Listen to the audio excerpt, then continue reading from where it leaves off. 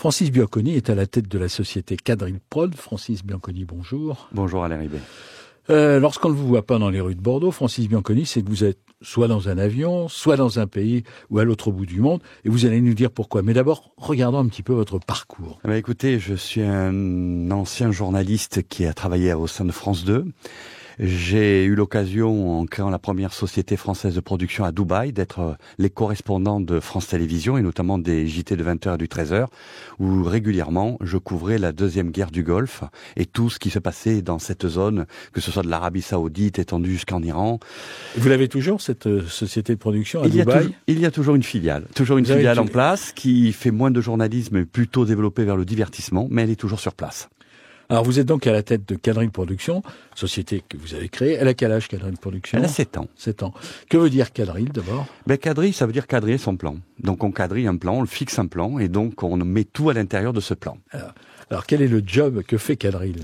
La Quadrille Production fait beaucoup de reportages, plus tournés vers l'investigation et le documentaire, pas de films d'entreprise. Pour qui ? En général pour France Télévisions, Thalassa par exemple, on est en train actuellement de tourner un Thalassa pour le 500e anniversaire de Santiago de Cuba, mais c'est aussi beaucoup pour les chaînes étrangères. Nous tournons quasiment rien sur Bordeaux, nous faisons beaucoup de choses à l'extérieur pour des chaînes étrangères. Donc quand je dis à l'extérieur, c'est hors d'Europe même. Alors vous travaillez en France pour France Télévisions, mais vous travaillez pas pour d'autres chaînes? Vous travaillez pas pour TF1, par exemple? Non, quasiment, ça touche à l'investigation, ça va de France Télévisions aux journaux d'information d'Arte, mais c'est beaucoup de plus en plus vers du BBC et du Al Jazeera Documentaries. Alors justement, vous êtes en train, d'après ce qu'on m'a dit, un peu en train de réorienter l'activité de Quadrille, non?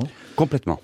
C'est dû à un constat depuis 5 ans, un constat qui fait qu'actuellement nous n'avons plus de moins en moins de soutien de la part d'un certain nombre d'organismes, y compris régionaux, de soutien en termes de production documentaire, et le meilleur moyen de faire développer un documentaire et de maintenir un certain niveau de qualité que nous savions faire il y a 10 ans auparavant, c'est de démultiplier les ventes à l'international et de le passer au niveau anglophone. Vous avez des salariés, Francis Bianconi? J'en ai 4. Qu'est-ce que vous avez en chantier comme production en ce moment? On parlait du documentaire international. Voici un. Nous avons eu cette année la commémoration 14 juillet du crash au col de Douly de 7 aviateurs héros du Commonwealth qui étaient venus soutenir la résistance française. Je vais reconstituer. Nous avons un projet de reconstituer pour les 53 pays du Commonwealth le 52 minutes justement qui s'appellera Le Prix de la Liberté, le tragique destin du vol C'est Charlie, et c'est un documentaire qui sera distribué en anglais et proposé à la France aussi. Et c'est pour quand? Normalement, tournage 2015 et montage 2015 pour une proposition de distribution mondiale en 2016. Vous êtes aussi un peu à Cuba, d'après ce que vous m'avez dit. Tout à fait. Nous sommes en train de suivre l'évolution, la transformation de Santiago de Cuba, car nous avons, la France et Cuba, une longue histoire, et nous proposons à Thalassa actuellement un 26 minutes. Nous retournons filmer le 25 juillet prochain, le deuxième partie de ce projet Thalassa pour le 500e anniversaire de Santiago de Cuba, qui va fêter son 500e anniversaire. C'est énorme. Ça, c'est votre prochain voyage ou il va y en avoir entre-temps? Non, il y en a 2 autres. Il y en a un sur la région donc du Golfe d'Aden, sur les pirates. Ouais. C'est une proposition pour la BBC One, donc c'est quelque chose assez lourd à gérer.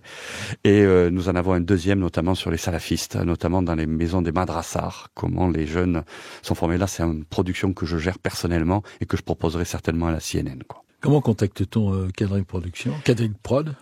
En réalité, on n'a pas de contact direct, c'est voulu. Bien sûr. Voilà. Mais si on peut voir ce que vous faites, voir ce que vous faites. Très facile. On va sur YouTube, on tape Google, on a une chaîne YouTube où on arrive à tomber facilement sur quelques-unes de nos vidéos, quoi. Je rappelle que nous recevions Francis Bianconi, fondateur et dirigeant de Quadrille Prod, société bordelaise de production de films et de documentaires pour la télévision. Je rappelle aussi que vous pouvez retrouver cet entretien sur le site de la station, France Bleu en un seul mot.fr. Je vous souhaite un bon week-end, Francis Bianconi. Merci Alain Ribet.